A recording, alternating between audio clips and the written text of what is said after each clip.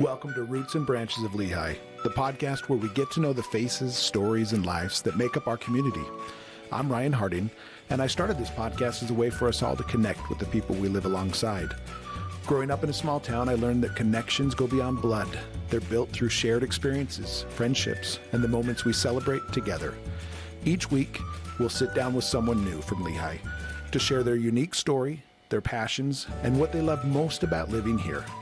So whether you've been here for years or just arrived, join us as we deepen our roots and reach out to our branches one story at a time. Welcome, John J. Harris, to the Roots and Branches of Lehi podcast, where we get to know you and many other people. How exciting for you. I'm happy to be here. Nice to meet you. Yeah. Ryan. No, nice to meet you too. Yeah, let's get to, obviously I don't know you yet, and so the listeners get to know you at the same time I do. Tell me your background as far as born and raised here. Where were you born? What brought you to Lehi? Okay. Give me a little background there. Let's start Well, there. I was born in Northern California, a little town called Nevada City. Okay. And we lived in Grass Valley, California. It was just this beautiful little mountain, the other side of Donner Summit, for context. Yep. And I was born there, and I went to kindergarten and most of my first grade year. Nice. And then we came to Lehi in about January-ish of 72. Okay. So that long time. This is really all you've known then. Yeah. Kind of thing. Yeah, if you were very young. We haven't gone far. I spent a couple of years on my church mission in California, San Jose area. Okay. And then I came back and was in BYU, in Provo, for about a year, but we haven't wandered too far from Lehi. Yeah. Oldest of 10. Okay. My mom and dad are still around. And good. Most Lehonians will know Jerry and Annette Harris because they owned the Purple Pig Pizza restaurant. And nice. that was an iconic pizza for a lot of years here that people still ask about. Is that what brought him then to Lehi, job-wise? Or what was he doing? My dad was an antique wholesaler, meaning that he would travel the world collecting antiques and then distribute those to different antique shops in the Mountain West, Mountain West California. Okay. And so then what made him switch to that? That was just something that I think Mom pretty much spearheaded that. Okay. And we had 10 kids, so she had the job for us. Sure, okay. But it was a lot of fun. The Purple Pig Pizza. If any of us ever need a kidney, we will just come up with a dozen of these Purple Pig pizzas and auction them off to the old Lehi people because they will sell quick, I think, at a premium. Yeah. We'll buy our kidney. I love it. And so talk to me a little bit, those that haven't grown up in Lehi, those that, obviously maybe are new to Lehi, talk to me about some of the changes that you've seen over the course, just from a personal standpoint. It was just a great place to grow up. Yeah. And like other guests you've had have said, everybody knew everybody. And it was a small town where, and I just thought about this on my way over. Yeah. Because two people smiled at me and waved while I'm on the road. And that used to be just how everybody treated everybody. You would never walk and look down. Yeah. You would always be up, heads up, and waving at whoever you passed. Yeah. And so I'm glad that we've maintained some of that friendly vibe in the town. One thing that I remember, the parks here, like Wines Park down the road, and just here on Main Street, there would be drinking fountains. Yeah. Those drinking fountains would have water just going constantly, 24 hours a day. That was just a constant flow. There was no button, which was a good indication of where we were water-wise. I'm sure there were down years, but we weren't as concerned. We weren't as worried water. about it, I guess, either. Maybe we should have been. I don't know. Sure. Yeah. But and I was here for high school. I went to I still call the junior high the new junior high, even though that was built, in 88? I don't know when that was built. Yeah. 87? But I went to junior high here, just across the street from you here.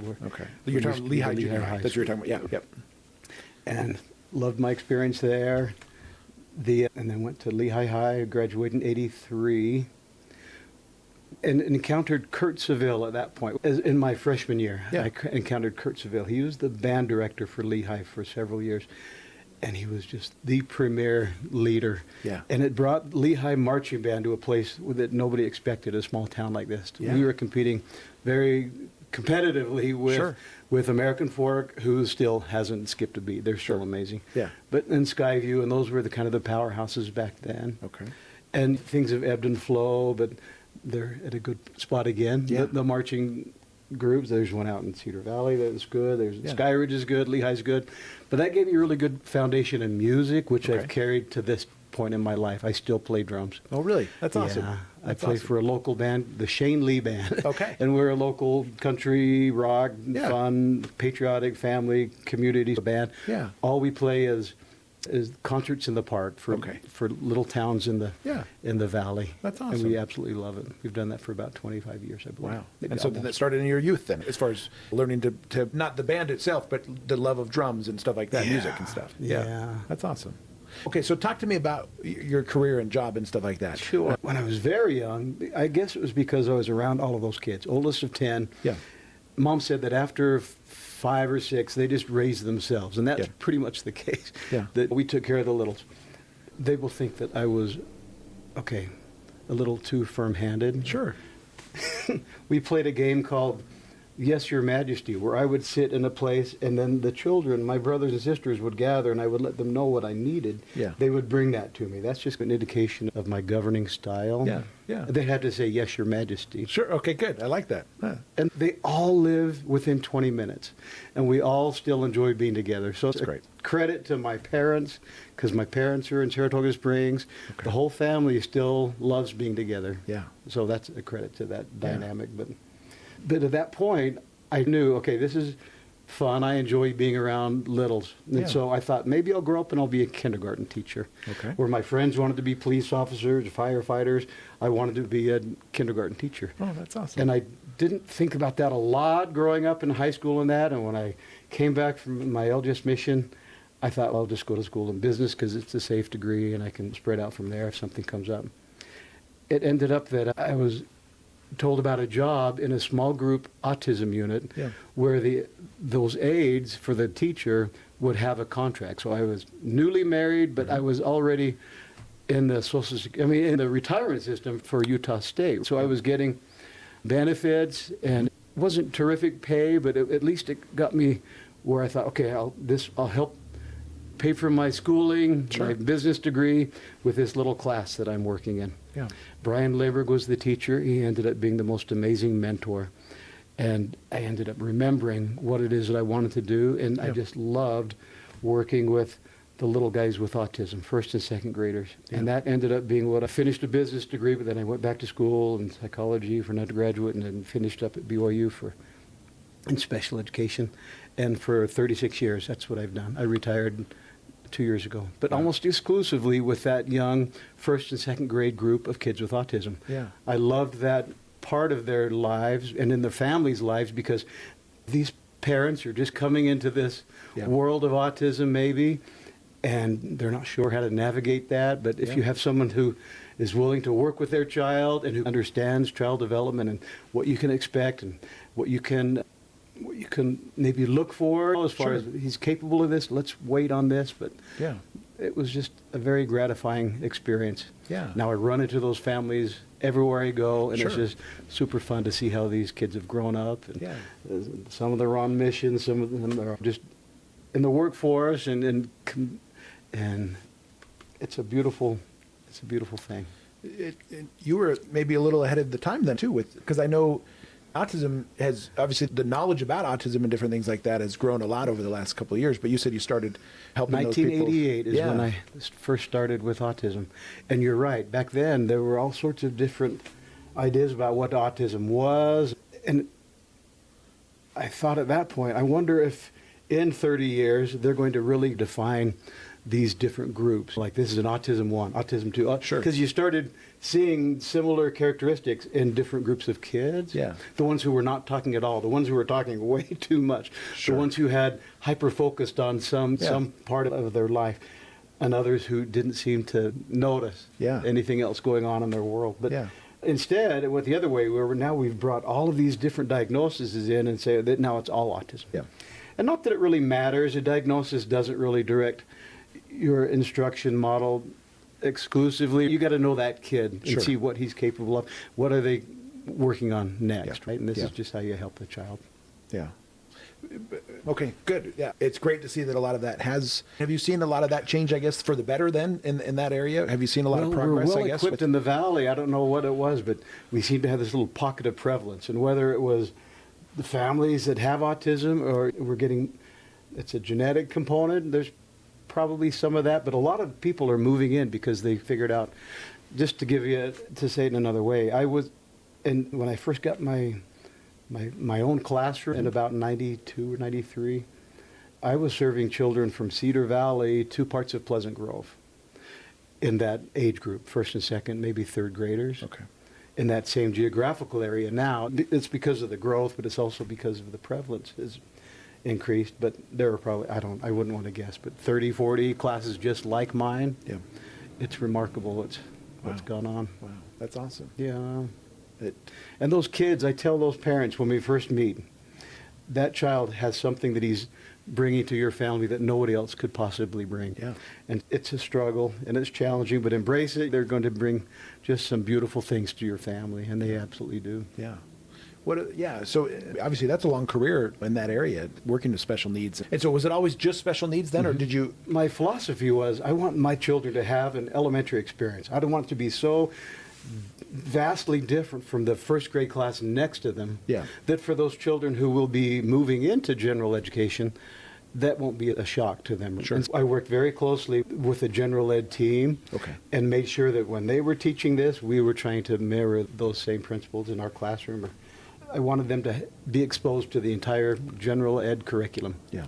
And then we have a lot of other things we're working on, and we work at different paces, but the expectations were very high in my class, and the children, once they understood the expectations, they typically stepped right up to those. Okay, that's great.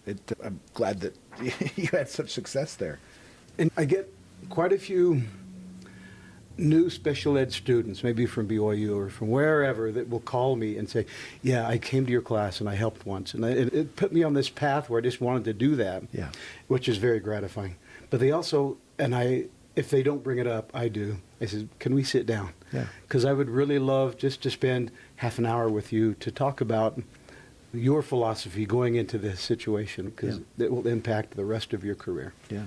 And when we do sit down, I always make sure for them to understand a certain behavioral philosophy, because these children will come in at all sorts of behavioral levels. Some of them are sitting with a group, some of them are not. Yeah. Some of them are responding well to instruction, others you're going to have to really work with, right? Yeah. But the bottom line, and it took me 10 years before I finally got introduced to a philosophy that I felt was more compassionate and helpful. Yeah. And in a nutshell, that child that is sitting in front of you is doing their very best at that moment. Whatever it is, if they're having a meltdown, for the 10 years prior to this, my job was to extinguish that meltdown. Okay. And that was job one. Let's just bring peace to this classroom.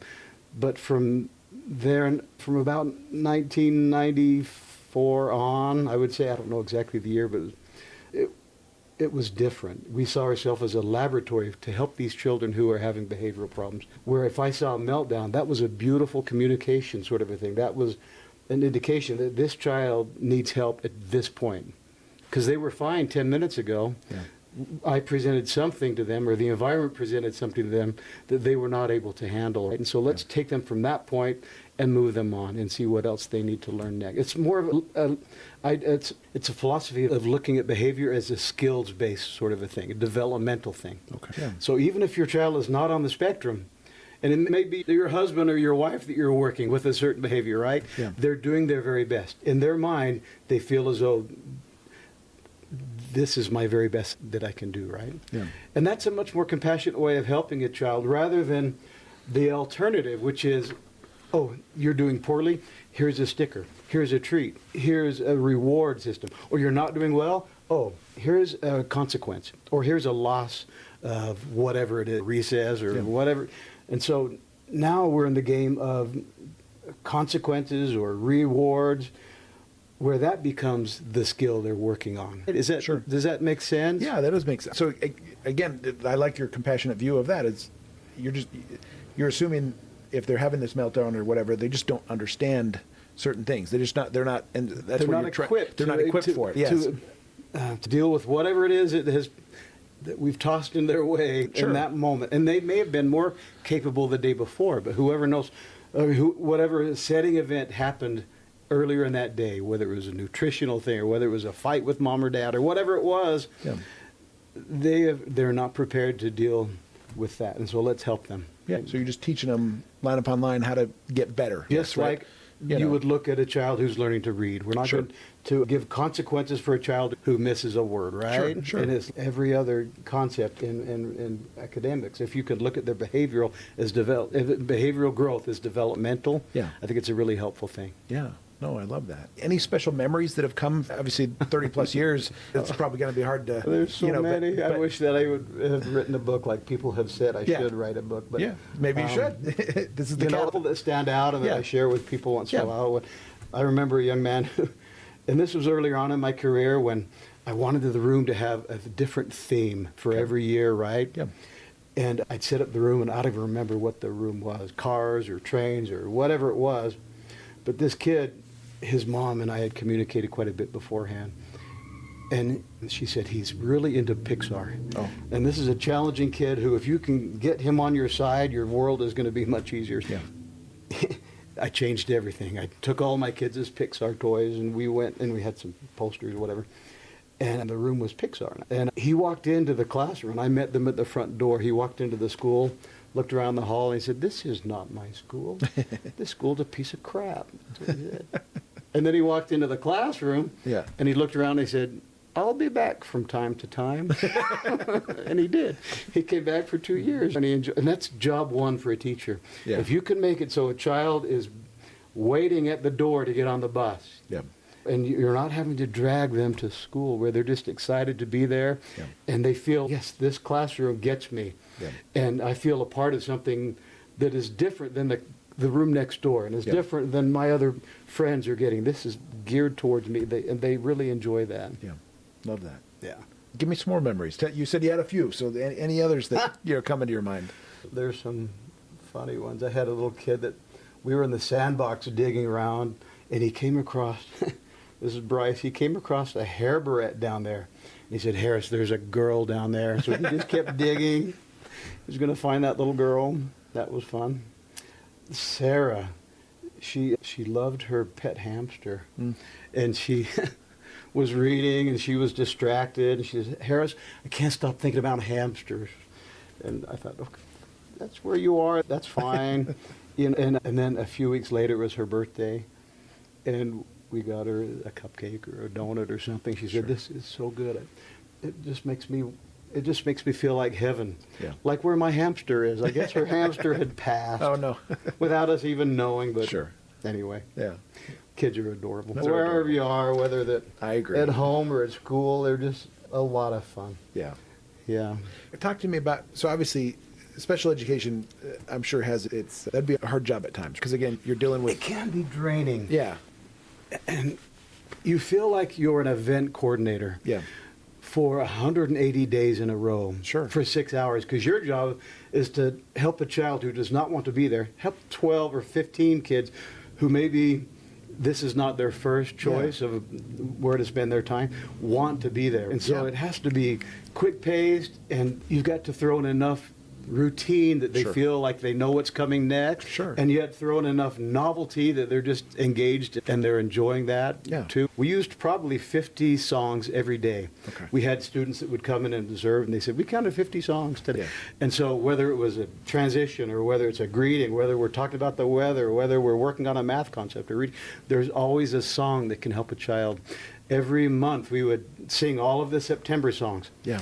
And then at the end of the month, all of the parents would come in and they would watch those children perform, right? Yeah. Whether their kid was talking or not. Sometimes those parents would say, the first verbal language that we heard from my child was a song that you've taught them, right? Yeah. They don't have to compose a sentence in their head. It's memorized. It's a script. It's a song that they love, and they might have actions with it. Yeah. And so it's a fun way to introduce language to children who are not yet talking. Wow. It was just, I would never teach without a lot of music. Yeah. That's smart. Okay, good. That's good advice. And going along with that advice part, what advice would you give to somebody that's younger, that's thinking about going into education? Would you steer them towards special education? And if so, what advice would you give them, I guess? It has to be a passion. They can never show up to a special ed position thinking that This is just a way to make money. Sure. It's just a check, clock in, clock out. Yeah. And it is a career where you just have to have some sort of a connection to that population. You might have siblings, you might have a cousin or a neighbor, somebody that you said, yeah, there's something that I connected with that individual that made me want to help more that are in that, or families that are struggling with this whole situation. So if you have that kind of a passion, go for it. There's a lot of paperwork. For every student that I had, there's probably 20 hours a year of extra at-home work that I'm doing for that child, whether it's progress reports or whether it's writing an educational program for them or their data sheets or whatever it is. There's a lot of paperwork involved with special education. Wow. But, and to help me, because you might spend a year or 2 or 3 with a group of children who are not really reciprocating language a lot, you know what I'm saying, where we don't get a lot of back and forth. And so to counter that, I'm in school, I want them to have some exposure to the general. I believe our kids had a lot to offer the general ed and vice versa. Yeah. So we would invite all of the first graders every Friday. We would have a singing time where they were now learning the same songs that my students were learning. Yeah. And I led that group of 100 first graders, and I was on the playground with my kids, just having to monitor them.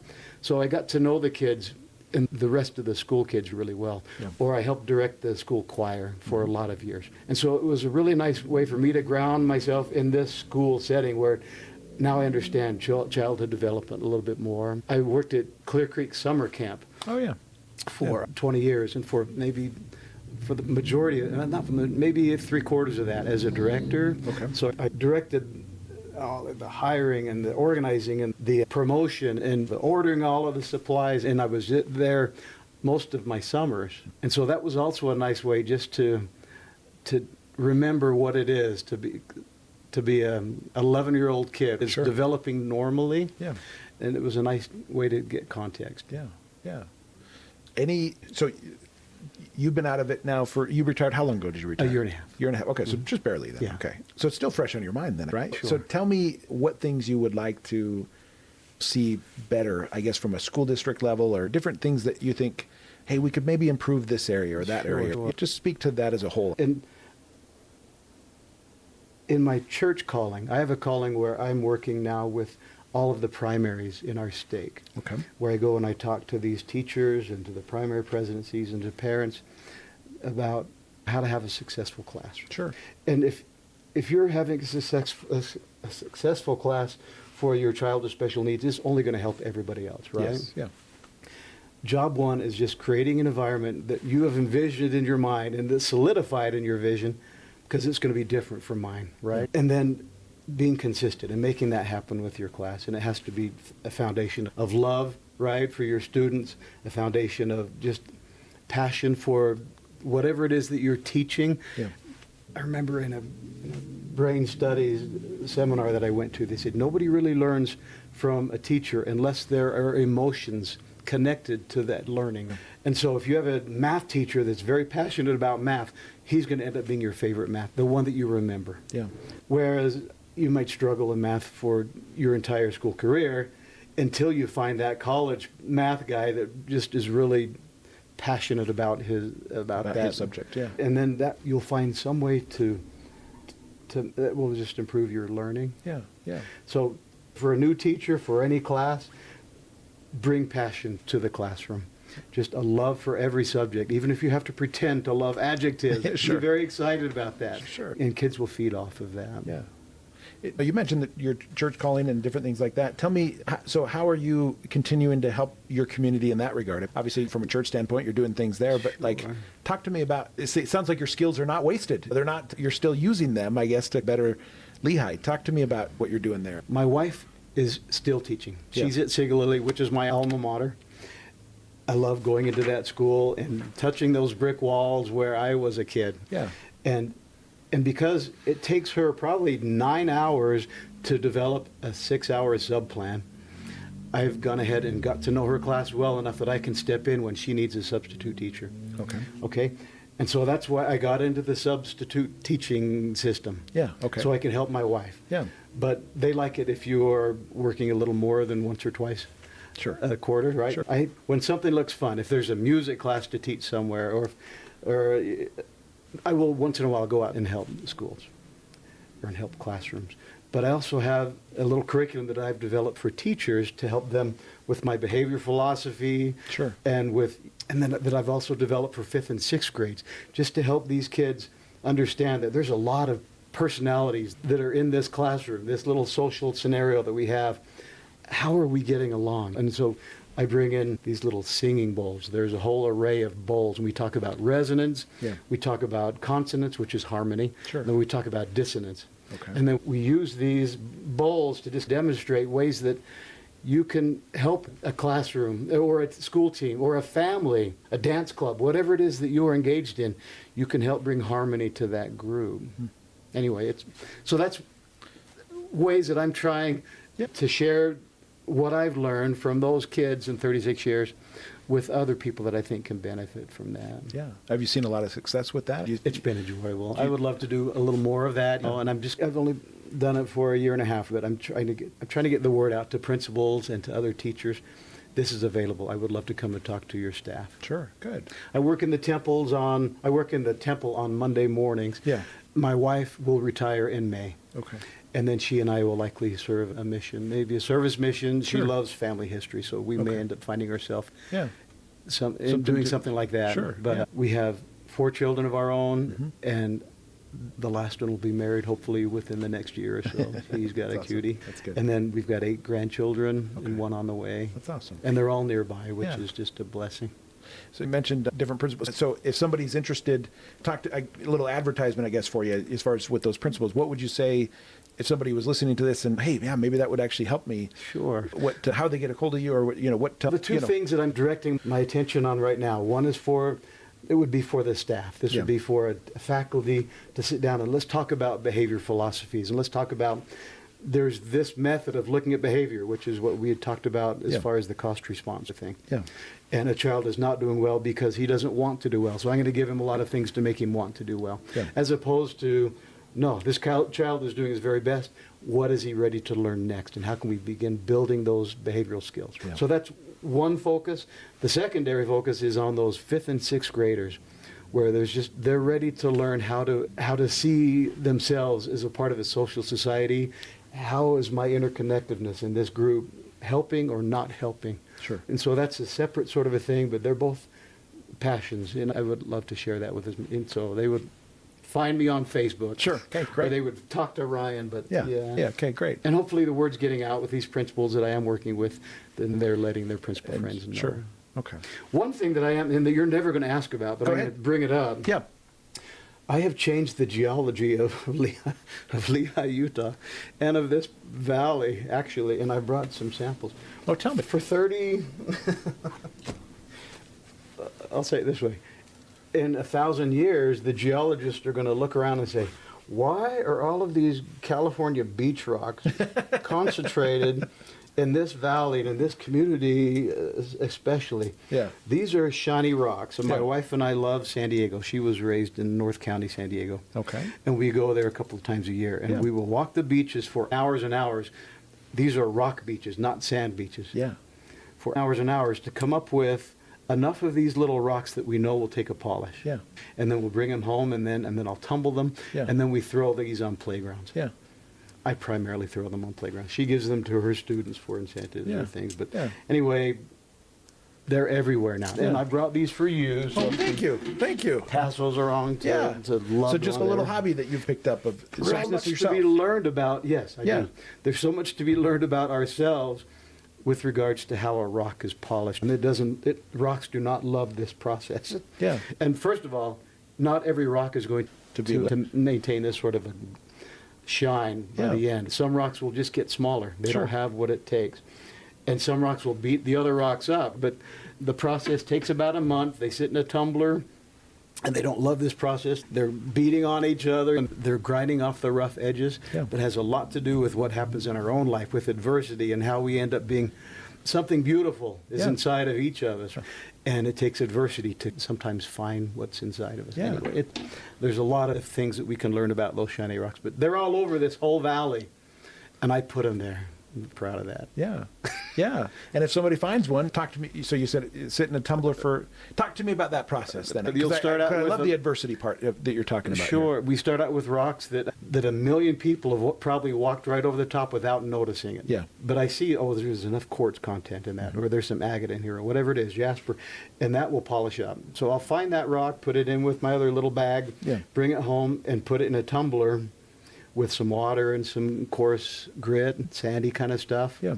That is actually harder than the rock. And what I tell people is you cannot polish rocks in marshmallows. You cannot just make them comfortable. This is a process that will be abrasive. Yeah. There's a lot of friction involved. And so that they'll stay in that first stage for about a week, then I'll check them, and if it looks like they're smooth enough, then we'll go on to the next stage, which is a little less coarse, until we get to a polished stage. And another interesting thing, and what I'll tell any child that I have this discussion with, is this is what the rock looked like when I picked it up off the beach. It's round, it's pretty smooth, but it's not like this. Not like this, yeah. And then this is what it looks like after 3 weeks. And it's not remarkably different. But if you get it wet, you'll know, okay, that's getting pretty smooth. And if you feel it, you say, that's... And a lot of times people don't understand I'm making progress in my life, even though it feels like, man, I've been working on this forever. Or I've been trying to fix this problem in my life forever. Or I've been working on this talent, skill, whatever it is that I really want to accomplish. Not getting any better. You actually are. And it's not until the very end where you can see the final product. Oh, okay, that's what I was capable of. Yeah, but it takes some time. It's a nice analogy. I love the analogy. Yeah. No, I love that you brought that. And do you put some kind of lacquer on them? No, So that would be cheating. Yeah. This is a process. Cheating. That rock will just look like that for a long time. So this is there's nothing else on this. This is just a rock that's been... The same rock that everybody was walking right over the top of, but I've taken out all of the inconsistencies, all of the rough edges, all of the little scratches, and now nobody will walk over that. When that's on a playground, it will just jump out at a kid. And I love just thinking of a child who's finding that rock, and they're going to keep that forever. And they used to ask me, where'd you put the rocks today, Harris? And I said, the only way to find that is just not to look for it. You go have a recess. Do not waste your recess trying to find a rock. Yeah. Because recess is a very important time for kids. You gotta enjoy it, They learn a lot in recess. And I even like it when they lose it, because that just means some other kid is going to find it and enjoy it too. Sure. But it'll still look just like that. So that's why you're saying some rocks just never get here then too. So some rocks can't make it. We're passing millions of rocks to find the handful of rocks that will work. And yeah, you might pick up any rock, put it in that same process. It'll just be smaller. Yeah. It's not going to be beautiful. Interesting. I'm sure there's some application there to us too. Yeah. So anything else on the rocks? I love that analogy. So I brought it up then. Yeah, I'm glad you brought it up too. I wouldn't have asked. You're right. That's I did all not I know have that to was say there. about the rock. Let's switch gears again then, I guess, too. You have another job or hobby that you do with historical preservation, right? Sure. With taking pictures and stuff. Laura Bangerter approached me a while ago knowing that I'm a photographer, and that's my exit strategy. I say full-time photographer. There's some times of the year where I'm working every day. Okay. Taking family pictures or seniors or missionaries or whatever it is, weddings. And then other times of the year where the trees are not beautiful, so it slows down a little bit. But that's a passion now, and I just have loved that. But Laura said, hey, why don't you join us on these historical societies, putting these plaques up in all these different areas in Lehi where something wonderful has happened here or there, and these have historical significance. And it's just been very gratifying. What have you enjoyed about it? Why has it been? I just love sitting in the background, watching a community come together around some little location that they may or may not have ever been to before, but then hearing the stories. And one of the favorites was behind Bruce Webb.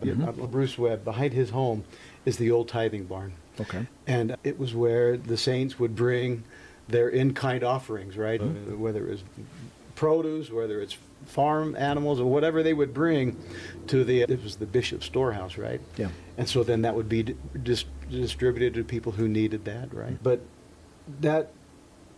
when that plaque went in and that community gathered in his backyard with that old barn, it looks like it's barely staying up.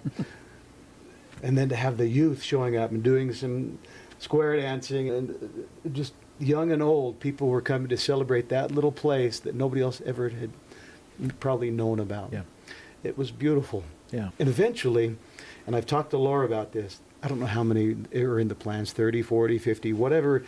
These little markers will be all around the town, right? Yeah. Have you ever been to Maui and taken the road to Hana? Yeah. Yeah. There's an app you can buy for the road to Hana Okay. that will know where you are and will indicate, yes, on your right, if you look over here, this is what's happening. What if we had something like that for Lehi City, where now you're getting a guided tour of all of these historical markers Yeah. in a way that is thought out, so you're not jumping all around this valley, right? Yeah. But in a way that you can now take a tour, and it would be beautiful for schools on a bus, right? Yeah. Where they're able to maybe not get off at every stop, but at least tour this town and see what the history of this little community is, because Yeah. it is an amazing history. Yeah. I love that. I love that. What a great opportunity you had to participate in that. Yeah. To be able to be a part of those. And I think the photos are turning out nice. Yeah. And I try to get detail shots and wide shots where people can see exactly what happened and who was here. Yeah. But I just want them to see the little details of every spot. Yeah. And I guess I was going to ask what role you think photography can play in that. Obviously there's the stories, and we love to read or listen to the stories and stuff like that, but what role do you think photography plays in, I guess, bringing those stories to life, kind of thing? Someday you're going to invite Lee Anderson, who is an archivist who has a lot of Lehi photography. And whenever he posts on Facebook, he'll have these old photos of Lehi past. And my favorite thing to do, because some of those are amazing resolution for Yeah. the film, right? They Yeah. are not digital. And so you can zoom way in and see little details of what were these people wearing, what was in the background on that shelf. And Yeah. that's just, it's a part of history that only photography can help us reach, Yeah. Love that. access. Yeah. And that's what you're doing now with us. Hopefully keeping that. As you've been doing this Historical Marker Society stuff, any lesser known stories that have stood out to you, or the things that, obviously you're really from here and you've been here a long time. Any lesser known stories that you're like, oh, I didn't know that about Lehi, or I didn't know that. Anything stand out to you as you've been going through this yourself? Any of these, yes. Any of these celebrations or ceremonies, I will learn new things about my town. Yeah. So if you haven't been involved yet, find out when they're done for the season, right? Yeah. But in the next spring, they'll start up again. It would be beautiful to have even more of the community involved with those. Yeah. And show up.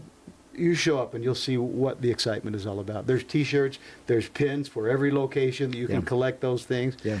And I have a hat, a Lehi hat that I would have never have gotten otherwise, other than showing up at these little celebrations. The last one we did and highlighted the flood of '83, Okay. which is when I graduated. And it seems like yesterday in some ways, but it's been a while. It's been a while, yeah. And so we went to a canal that flooded, that a lot of people were right there at this place on a Sunday, excused from sacrament meeting, so we could help fill sandbags to save the adjacent homes. And so it's a spot that everybody would have just driven right past without knowing. Now there's a plaque there. And if you're Yeah. noticing the plaque and you stop for 2 minutes to read the thing, you get a little more context about this community and how tight-knit it was. Yeah. Yeah.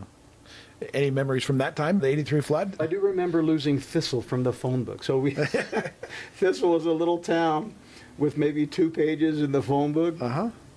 And after the flood, that was no longer a part of our phone book. It just got flooded. And part of my curriculum for Clear Creek, we would pass that little town, and we would pass the place where the landslide had blocked the river, Okay. Spanish Fork Canyon, and that's where we lost Thistle. Okay.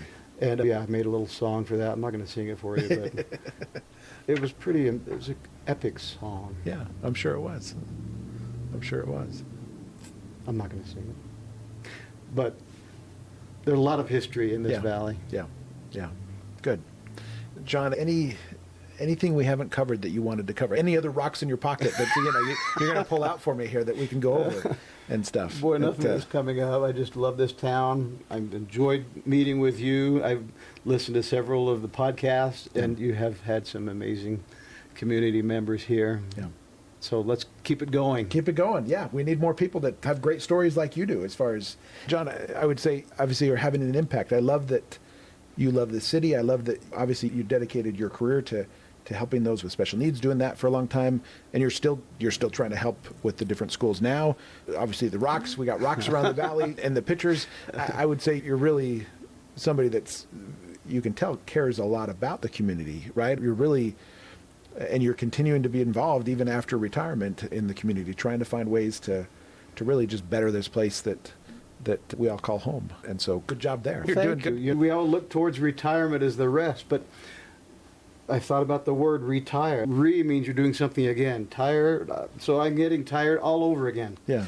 And I'm staying very busy, and that's important. Yeah. But I do it on my own terms. So if I need a nap, I take a nap. Yeah. I go to the movies by myself a lot. That's my happy place. Hey, good. Yeah. Diet Coke and a popcorn. Diet Coke and a popcorn. That's just good. The best. You bring up a good point. I think because I think retirement, rest. But I like your kind of rest, which is, well, I still have skills. And actually, I would argue you're probably the best version of yourself now than you've ever been, right? So why not continue to share that with society, with people, right? Because you have a lot to offer still. And to just hide away and rest wouldn't maybe necessarily be the best use of your time. So I appreciate that you're still involved doing stuff. Thank you, Ryan. I appreciate that. I think that's what, I wish more people in retirement would do that, because I think they can add a lot. It's not necessarily go sit on the beach all the time, although you can still go to the beach and look for rocks. It's a happy place for sure. Yeah, no, I love that. I love that. Again, I appreciate all that you've done for the community and continue to do. As we close out here, any things you would like to see in Lehi specifically, down 10 years down the road with this community? Anything that you can think of that, hey, I'd love if in Lehi we started to have this, or we did this, or anything, any advice for Lehi? Let's get a road over the lake, one. Yeah, that'd be nice. That'd be good. Yeah, if we could figure out transportation. That's one gripe. Transportation and water. If we could figure out transportation and water, I think, because people love this town. They're drawn to it, and bless them, bring them. We love having this size of a community. And from my perspective, it's a good thing. But we got to be able to take care of them. We got to be able to take care of them. Yeah. And it's frustrating where that at 4 o'clock I'm not going to be able to get home on that road. Yeah. I got to find some other way, and somebody else has found that way. They're all on that same way too. They're all on that same back road. Yeah. So we got to figure out transportation. We got to figure out water. Yeah. Other than that, I love this town, and I think we're going in a good direction. Okay. Good. Well, thank you for coming on. Good to meet you, and we'll get some of those other guests on too that you said. Excellent. Appreciate nice you. To meet thank you. You. Appreciate you. Thank you for joining us on Roots and Branches of Lehi. I hope today's story helped you feel a little more connected to the people who make up our community. Remember, every person here has a unique story, and together, we're what makes Lehi feel like home. If you know someone who would be a great fit for this podcast, please fill out the form in the show notes so we can reach out and schedule an interview. We'd love to hear from you. A big thank you to our sponsors, the Work Harding Home Mortgage Team and Play Harding Nightly Vacation Rentals, for supporting this show and helping us bring our community closer together. Until next time, keep growing those roots and reaching out to your branches. Take care.